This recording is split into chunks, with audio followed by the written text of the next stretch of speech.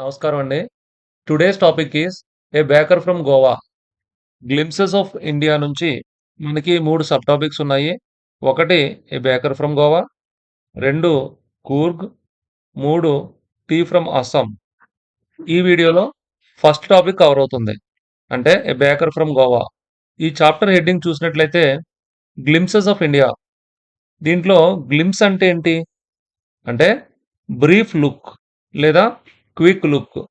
Glimpses of ఇండియా అంటే brief looks into different parts of India, its culture, traditions, and people. Lucio Rodriguez, the writer of the present topic, a baker from Goa, was a great Konkani essayist. He wrote several articles in English and Konkani to various periodicals and magazines. His writings often highlight Goan culture, traditions, and the Portuguese influence. సింపుల్‌గా చెప్పాలంటే ఈయన గోవా జీవితాన్ని, పాతకాలపు సాంప్రదాయాలను సజీవంగా వర్ణించిన రచయిత. Before starting the topic, let us find out the answers for these questions. First question: what images of people and of places come to your mind when you think of our country? అంటే మన దేశం అనగానే ఎటువంటి వ్యక్తులు మరియు ప్రాంతాలు గుర్తుకొస్తాయి? People of different culture and traditions, different professions, great people come to your mind when you think of our country. Beautiful landscapes, historical monuments, religious places, tourist destinations come to our mind when we think of our country. Second question: what parts of India have you lived in or visited? Can you name some popular tourist destinations? అంటే మీరు ఉండేది ఎక్కడ? ఏ ఏ ప్రాంతాలు మీరు visit చేశారో? అలాగే ఇండియాలో popular tourist places ఏంటి? Taj Mahal, golden temple, Tirupati, Goa are some of the tourist destinations in our country. Third question: you may know that apart from the British, the Dutch, and the French, the Portuguese have also played a part in the history of our country. Can you say which parts of India show French and Portuguese influences? అంటే British వాళ్ళు, Dutch వారు, French వారు, Portuguese వారు మన చరిత్రలో చాలా ముఖ్యమైన పాత్రను పోషించారు. మన దేశంలో ఫ్రెంచ్, పోర్చుగీస్ వారి యొక్క ఇన్ఫ్లుయెన్స్ ఏ ఏ ప్రాంతాల్లో ఉంది? పాండిచ్చేరి, కరైకాల్, యానాం, మాహే, చంద్రనాగర్ వీటిపై ఫ్రెంచ్ వారి యొక్క ప్రభావం ఎక్కువగా ఉంటుంది. గోవా, డామన్ డయ్యు, దాద్రా నగర్ హవేలీ, కొచ్చి వీటిపై పోర్చుగీస్ వారి యొక్క ప్రభావం ఎక్కువగా ఉంటుంది.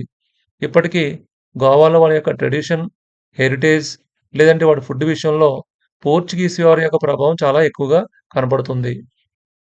Fourth question: can you say which parts of India grow tea, coffee?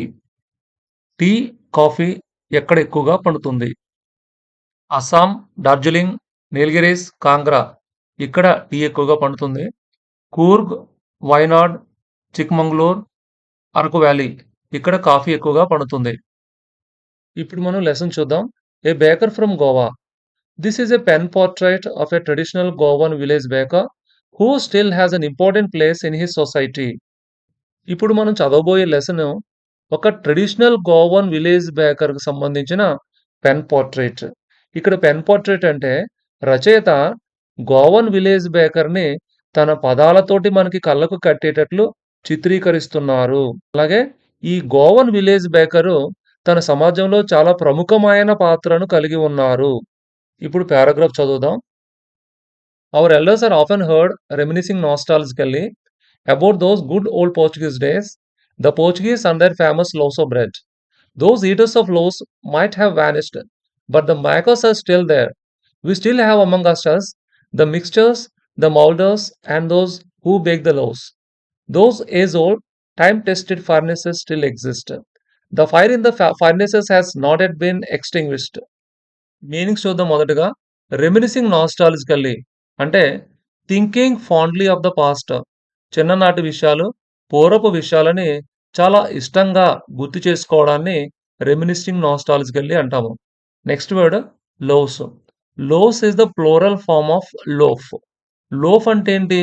Whole piece of bread that has been shaped and baked. అంటే బ్రెడ్‌ని సింగిల్‌గా చూస్తే దాన్ని లోఫ్ అని పిలవాలి. అదే బ్రెడ్‌ని అలా కాకుండా 2 లేదా 3 లేదా అంతకన్నా ఎక్కువ బ్రెడ్స్ ఉంటే వాటిని లోవ్స్ అని పిలవాలి. బ్రెడ్స్ అనకూడదు. ఎందుకంటే బ్రెడ్ అనేది అన్‌కౌంటబుల్ నౌన్. కాబట్టి కౌంటబుల్‌గా మార్చేటప్పుడు లోఫ్ అనేది సింగులర్, లోస్ అనేది ప్లూరల్. ఇక్కడ ఒక ముఖ్యమైన విషయం ఏంటంటే, లోఫ్ అనే దాన్ని మళ్ళీ చిన్న చిన్న ముక్కలుగా మనం కట్ చేసినట్లయితే వాటిని స్లైసెస్ అంటాము. వానిష్డ్. వానిష్డ్ అంటే డిసపియర్డ్, మాయమైపోవడం. Next word time tested. Time tested అంటే ప్రూవ్డ్ రిలయబుల్. అంటే ఎంత కాలం అయినప్పటికీ కూడా కాలం మారినప్పటికీ సంవత్సరాలు లేదా తరాలు మారినప్పటికీ కూడా ఆ వస్తువు ఇంకా వాడబడుతుంది. అంటే ఆ డిజైన్ అలా వాడబడుతుందన్నప్పుడు దాన్ని టైమ్ టెస్టెడ్ అంటాము. ఈ టైమ్ టెస్టెడ్ అనేది ఫర్నేస్ ముందు వాడడం జరిగింది. ఇక్కడ ఫర్నేస్ అంటే ఏంటంటే హీటింగ్ చాంబర్. ఇక్కడ బ్రెడ్‌ని బేక్ చేయడానికి వాడిన హీటింగ్ చాంబర్‌ని ఫర్నేస్ అని చెప్పడం జరిగింది. Next word extinguished. ఎక్స్‌టింగ్విష్డ్ అంటే పుట్ ఔట్ ఫైర్, ఆరిపోవడము. కానీ ఈ సెంటెన్స్‌లో నాట్ యెట్ బీన్ ఎక్స్‌టింగ్విష్డ్ అని ఉంది. అంటే ఇంకా ఆరలేదని అర్థం. గోవాకి బ్రెడ్‌ని పరిచయం చేసింది పోర్చుగీస్ వారు. మన పెద్దవాళ్ళు అప్పటి రోజుల్ని అంటే పోర్చుగీస్ వారు ఉన్న రోజుల్ని, వారి బ్రెడ్‌ని చాలా ఇష్టంగా గుర్తు చేసుకుంటూ ఉంటారు. దోస్ ఈటర్స్ అంటే ఆ పోర్చుగీస్ వారు వానిష్డ్ అంటే ప్రస్తుతం అయితే లేరు. అయినప్పటికీ కూడా మన వాళ్ళు బ్రెడ్‌ని చేస్తూ ఉన్నారు. అంటే మేకర్స్ ఆర్ స్టిల్ దేర్. మన మధ్యన ఆ పిండిని కలిపేవారు, వాటిని మౌల్డింగ్ చేసేవారు, వాటిని బేక్ చేసేవారు. వీళ్ళందరూ కూడా ఉన్నారు. అంటే మనవారే వాటిని నేర్చుకుని ఉన్నారు. అలాగే ఫర్నేసెస్ అంటే అప్పటి కాలంలో వారు వాడే కొలుములు కూడా ప్రస్తుతం కొనసాగిస్తున్నారు. అంటే వందల సంవత్సరాల క్రితం మొదలైన ఆ కొలుములు ప్రస్తుతం పనిచేస్తూ ఉన్నాయి. అవి ఎక్స్‌టింగ్విష్ అవ్వలేదు. అంటే అవి ఆరిపోలేదు. కొనసాగుతున్నాయి. The third and jingle of the traditional Bacchus bamboo, heralding his arrival in the morning, can still be heard in some places. Maybe the father is not alive, but the son still carries on the family profession. These Bacchus are, even today, known as Pata in Goa. ఇక్కడ third అంటే heavy dull sound. ఏదైనా rubber tube కింద పడినప్పుడు వచ్చే శబ్దాన్ని third అని పిలుస్తారు. Jingling, ringing or tingling sound like coins or small bells make. ఇక్కడ బేకర్ యొక్క బ్యాంబూ చేసే థర్డ్ జింగ్లింగ్ శబ్దం అనేది ఎప్పటికీ కూడా అంటే can still be heard in some places. గోవాలో కొన్ని ప్రాంతాల్లో వినిపిస్తూ ఉంటుంది. అయితే ఇక్కడ ఈ శబ్దం అనేది heralding his arrival in the morning అంటే బేకరు పొద్దున్నే వస్తున్న విషయము అనౌన్స్‌మెంట్ జరుగుతా ఉంటుందనమాట. హెరాల్డింగ్ అంటే ఇక్కడ అనౌన్సింగ్. ఇక్కడ థర్డ్, జింగ్లింగు 2 ఎలా వస్తాయి అంటే, ఈ బేకర్ ఉపయోగించే బ్యాంబూ నేలకి కొట్టడం వల్ల వచ్చే శబ్దము థర్డ్ సౌండ్. అలాగే ఆ బ్యాంబూకి తను ఉపయోగించిన చిన్న చిన్న గంటలు, తను తగిలించిన చిన్న చిన్న గంటలు చేసే శబ్దము జింగ్లింగ్ సౌండ్. ఈ 2 శబ్దాలు కలిపి థర్డ్ అండ్ జింగ్లింగ్ సౌండ్ అనేది కలిపి వస్తుంది. నెక్స్ట్ లైన్ చూస్తే, maybe the father is not alive but the son still carries on the family profession. తండ్రి లేకపోయినప్పటికీ కూడా వారి కొడుకులు ఈ వృత్తిని కొనసాగిస్తున్నారు. ఈ బేకర్స్‌ని గోవాలో పేడర్ అని పిలుస్తూ ఉంటారు. During our childhood in Goa, the baker used to be our friend, companion and guide. He used to come at least twice a day, once when he set out in the morning on his selling round, and then again when he returned after emptying his huge basket. The jingling thud of his bamboo woke us up from sleep, and we ran to meet and greet him. Why was it so? Was it for the love of the loaf? Not at all. The loaves were bought by some Paskin or Bastin, the maid servant of the house. What we longed for were those bread bangles which were chosen carefully. Sometimes it was sweet bread of a special make. ఇక్కడ use to అనేది past హ్యాబిట్‌ని తెలియజేస్తుంది. అంటే past repeated actions చెప్పడానికి use to వాడతాము. Set out అంటే started, బయలుదేరెను. Next jingling, third వీటి meanings ముందు చూసాము. లాంగ్డ్ అంటే డీప్‌లీ వాంటెడ్ చాలా ఎక్కువగా కోరుకోవడం. డ్యూరింగ్ అవర్ చైల్డ్‌హుడ్ అంటే మా చిన్నతనంలో ఈ బేకరు ఒక స్నేహితుడిగా, తోడుగా, అలాగే గైడ్‌గా ఉండేవాడు. He used to come at least twice a day. రోజుకు 2 సార్లు వచ్చేవాడు. ఒకసారి ఎప్పుడు? When he set out in the morning on his selling round. అంటే మార్నింగ్ తను అమ్మేటప్పుడు మా వైపు నుంచి వెళ్ళేవాడు. And then again when he returned after emptying his huge basket. అంటే మొత్తం అమ్మేసిన తర్వాత, మొత్తం ఎంప్టీ చేసిన తర్వాత, తన బాస్కెట్‌ని ఎంప్టీ చేసిన తర్వాత తిరిగి మళ్ళీ వచ్చేవాడు.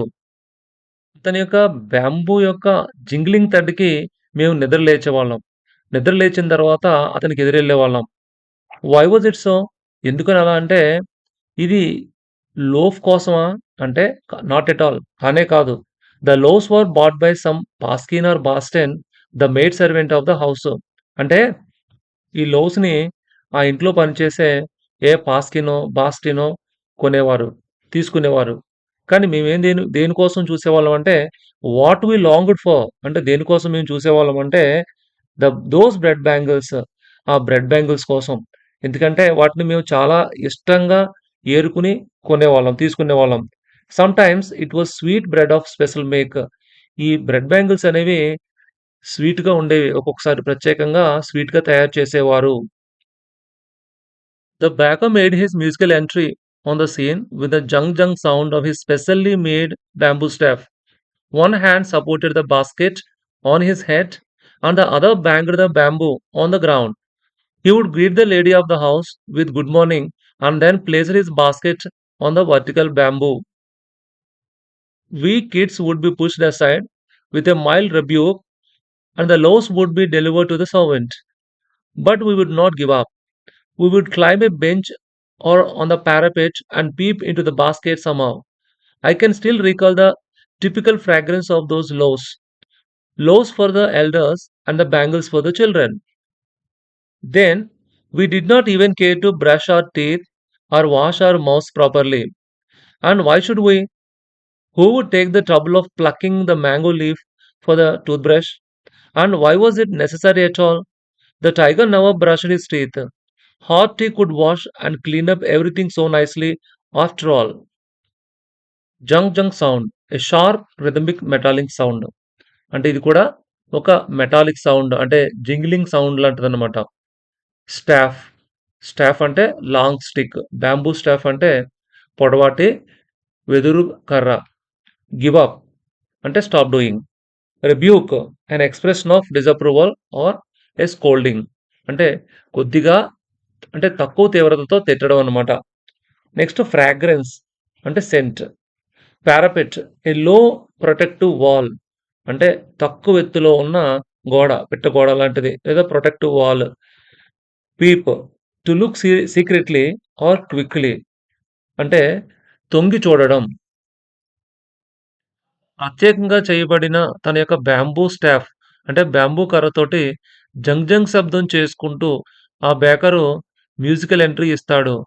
One hand supported the basket on his head. తన తలపైన ఉన్న బాస్కెట్‌ని సపోర్ట్ చేస్తూ ఒక హ్యాండ్ ఉంటే, other hand banged the bamboo on the ground. రెండవ చేత్తోటి బ్యాంబూతో నేల మీద కొడుతూ ఉంటాడు. He would greet the lady of the house with good morning. అంటే ఆ ఇంటి యజమానురాలిని గుడ్ మార్నింగ్ అని పలకరిస్తూ తన బాస్కెట్‌ని వర్టికల్ బ్యాంబూ పైన పెడతాడు. అంటే బ్యాంబూ సపోర్ట్ తీసుకుంటాడు. We kids would be pushed aside with a mild rebuke. అంటే ఈ చిన్న పిల్లల్ని ఆయన మమ్మల్ని కొద్దిగా మందలిస్తూ పక్కకు తోసేసేవారు. And the loaves would be delivered to the servant. Ah, loaves అనే వాటిని, అంటే బ్రెడ్‌ని సర్వెంట్‌కి డెలివరీ చేసేవారు. But we would not give up. మేము అక్కడితో ఆగేవాళ్ళం కాదు. We would climb a bench or a parapet and peep into the basket somehow. ఏదో రకంగా మేము ఒక బెంచ్ ఎక్కేవాళ్ళం. లేదంటే ఒక పిట్టగోడ, ఒక పారాపెట్ ఎక్కేవాళ్ళం. అక్కడి నుంచి బాస్కెట్‌లోకి పీప్ అంటే తొంగి చూసేవాళ్ళము. I can still recall the typical fragrance of those loaves. ఇప్పటికి కూడా ఆ లోవ్స్ యొక్క ప్రత్యేకమైన వాసన మాకు గుర్తుంటుంది. Loaves for the elders and the bangles for the children. పెద్దవారి కోసం ప్రత్యేకంగా లోవ్స్ కొనేవారు. పిల్లల కోసం బ్యాంగిల్స్ కొనేవారు. Then we did not even care to brush our teeth or wash our mouth properly. మేమైతే బ్రష్ చేసుకునే శ్రద్ధ చూపించేవాళ్ళం కాదు. And why should we? ఎందుకు శ్రద్ధ వహించాలి? Who would take the trouble of plucking the mango leaf for the toothbrush? And why was it necessary at all? అంటే ఇక్కడ brush చేసుకోవడానికి మ్యాంగో లీఫ్ ఎందుకు కొయ్యాలి? అంటే ఇక్కడ బ్రష్ చేసుకోవడానికి మ్యాంగో లీఫ్ వాడేవారనమాట. ఇప్పుడు బ్రష్ చేసుకునే అవసరం లేనప్పుడు మ్యాంగో లీఫ్ అవసరం ఏముంటుంది? అంత కష్టపడాల్సిన పనేముంటుంది అని అర్థం. The tiger never brushed his teeth. అంటే పులి కూడా బ్రష్ చేసుకోదు. అది నిజమే. Hot tea could wash and clean up everything so nicely after all. వేడి వేడి టీ తాగితే శుభ్రంగా అన్నీ శుభ్రం అయిపోతాయి. క్లియర్ అయిపోతాయి. ఇంక బ్రష్ చేసుకోవాల్సిన అవసరం ఏముంది? Oral comprehension check. చూడండి. What are the elders in Goa nostalgic about? గోవాలో పెద్దవారు వేటిని బాగా జ్ఞాపకం చేసుకుంటున్నారు? అంటే the elders in Goa are nostalgic about those Portuguese days, the Portuguese people and the loaves of bread. అంటే వారు అప్పటి పోర్చుగీస్ వారిని, ఆ రోజులను, అలాగే అప్పటి బ్రెడ్‌ను గుర్తు చేసుకుంటున్నారు పెద్దవారు. Is bread making still popular in Goa? How do you know? అంటే గోవాలో ఇప్పటికీ బ్రెడ్ మేకింగ్ ఉందా? పాపులర్‌గా ఉందా?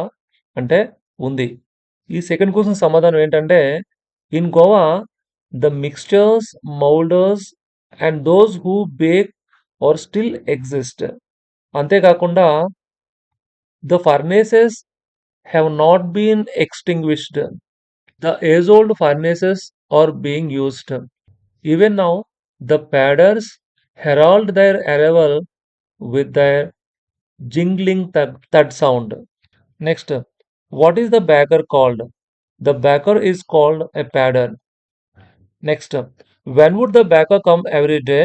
Why did the children run to meet him?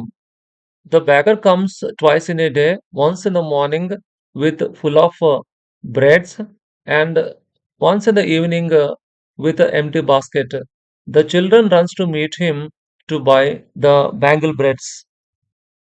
Marriage gifts are meaningless without the sweet bread known as the bowl, just as a party or a feast loses its charm without bread. Not enough can be said to show how important a baker can be for a village. The lady of the house must prepare sandwiches on the occasion of her daughter's engagement. Cakes and bowling horse are a must for Christmas as well as other festivals. Thus, the presence of the baker's furnace in the village is absolutely essential. ఇక్కడ బోల్ అంటే sweet bread. బోలిన్ హాస్. బోలిన్ హాస్ అనేవి small coconut cookies or biscuits. ఏదైనా party లేదా feast ఇచ్చేటప్పుడు బ్రెడ్ ఎంత అవసరమో మ్యారేజ్ గిఫ్ట్‌గా బోల్ కూడా అంతే అవసరం. అంటే మ్యారేజ్‌కి గిఫ్ట్‌గా బోల్ అనే బ్రెడ్‌ని ఇస్తారు. ఇక్కడ బోల్ అంటే స్వీట్ బ్రెడ్. అలాగే not enough can be said to show how important a baker can be for a village. అంటే ఏ విలేజ్‌లో అయినా సరే గోవాలో ఒక బేకర్ ఉండాల్సిందే. బేకర్ చాలా important. The lady of the house must prepare sandwiches. ఏ సందర్భంలో శాండ్‌విచెస్ ప్రిపేర్ చేస్తారంటే for the engagement of the daughters. Cakes and బౌలింగ్ హార్స్ are must for Christmas and other festivals. ఖచ్చితంగా ఫెస్టివల్స్ జరుగుతున్నప్పుడు బౌలింగ్ హార్స్, కేక్స్ అవసరము. ఇక్కడ బౌలింగ్ హార్స్ అంటే కుకీస్. ఆ రకంగా ఈ బేకర్స్ ఫర్నేస్ అనేది విలేజ్‌లో చాలా essential. The baker or bread seller of those days had a peculiar dress known as the kabai. It was a single piece long frock reaching down to the knees. In our childhood, we saw bakers wearing a shirt and trousers which were shorter than the full length ones and longer than half pants. Even today, anyone who wears a half pant which reaches just below the knees invites the comment that he is dressed like a padder. ఇక్కడ బేకర్‌కి ఒక peculiar అంటే ప్రత్యేకమైన dress ఉంటుంది. దాని పేరు cowboy. ఇది single long frock like structure అనమాట. ఇది మోకాలికి ఇంకా కిందుగా ఉంటుంది. చాలా పొడవుగా ఉంటుంది. ఇది అప్పటి రోజుల్లో. మరి ఇప్పుడు in our childhood we saw bakers wearing a shirt and trousers. అంటే ఒక షర్టు, ట్రౌజర్స్ వేసుకునేవారు. ఇక్కడ ట్రౌజర్స్ కూడా ఎలా ఉన్నాయంటే shorter than full length ones, longer than half pants. అంటే షార్ట్‌కి, ప్యాంట్‌కి మధ్యస్థంగా అంటే మోకాలుకి, యాంకిల్‌కి మధ్యగా అది ఎండ్ అవుతుంది. అందుకనే ఈ మధ్య కాలంలో ఎవరైనా సరే అటువంటి బట్టలు వేసుకుంటే వాళ్ళని పేడర్ అని చెప్పేసి వెటకారం వాడేవారు. Now the last para. The baker usually collected his bills at the end of the month. Monthly accounts used to be recorded on some wall in pencil. Baking was indeed a profitable profession in the old days. The baker and his family never starved. He, his family, and his servants always looked happy and prosperous. Their plump physique was an open testimony to this. Even today, any person with a jackfruit like physical appearance is easily compared to a baker. Meanings starved. Starved అంటే ఇక్కడ suffer with hunger. ఇక్కడ ఆకలితో బాధపడడం లేదా చనిపోవడం కూడా జరుగుతుంది. అలా జరిగితే దాన్ని స్టార్ అంటాము. Next plump physique. Pleasantly fat body. బొద్దుగా ఉండడం. Next open testimony. Public statement about a character are quality. ఒక రకంగా పబ్లిక్ తీర్పన్నమాట. ప్రజల తీర్పు. ఇక్కడ బేకరు తన బిల్స్‌ని మంత్ చివర్లో తీసుకునేవాడు. అంటే ప్రతిరోజు డబ్బులు తీసుకోకుండా మొత్తం అమౌంట్‌ని ఒక గోడ పైన రికార్డ్ చేసేవాడు. Recorded on some wall in pencil. పెన్సిల్‌తో గోడ మీద రాసి ఉంచేవాడు. Baking was indeed a profitable profession in old days. ఆ కాలంలో బేకింగ్ వల్ల ఎవరు కూడా స్టార్వ్ అవ్వలేదు. అంటే బేకరీలో చేస్తూ ఎవరు కూడా ఆకలితో బాధపడలేదు. He, his family and his servants always looked happy and prosperous. వాళ్ళెప్పుడూ కూడా సంపన్నంగానే ఉండేవారు. అలాగే వారి యొక్క ప్లంప్ ఫిజిక్ అంటే బొద్దు ఆకారం చూసి చూస్తే మనకి అది అర్థమైపోతుంది. అంటే బేకర్స్ ఎప్పుడు కూడా బాధపడలేదు. అంటే స్టార్వ్ అవ్వలేదు. ఆకలితో బాధపడలేదని మనం అర్థం చేసుకోవచ్చు. అలాగే even today any person with a jackfruit like physique appearance is easily compared to a baker. ఇప్పుడు కూడా ఎవరైనా సరే బొద్దుగా ఒక పనసకాయ ఆకారంలో కనపడితే ఖచ్చితంగా అతన్ని బేకర్ అని అంటూ ఉంటారు. అంటే అలా ఎటకారం వాడుతుంటారు. Now let us see the oral comprehension check. As a marriage gifts, sweet bread called bowl. For a party or a feast, bread. For a daughter's engagement, sandwiches. For Christmas, cakes and bowling house. Next question. What did the bakers wear in the Portuguese days when the other was young? The dress of the baker in the Portuguese days is cabai, and the present dress is just a shirt and a long short or short pant. Now the third question. Who invites the comment? He is dressed like a paja. Why? A person who wears a shirt and trousers shorter than a pant invites the comment. He is dressed like a paja. Because this is the dress of a paja. Next, fourth question.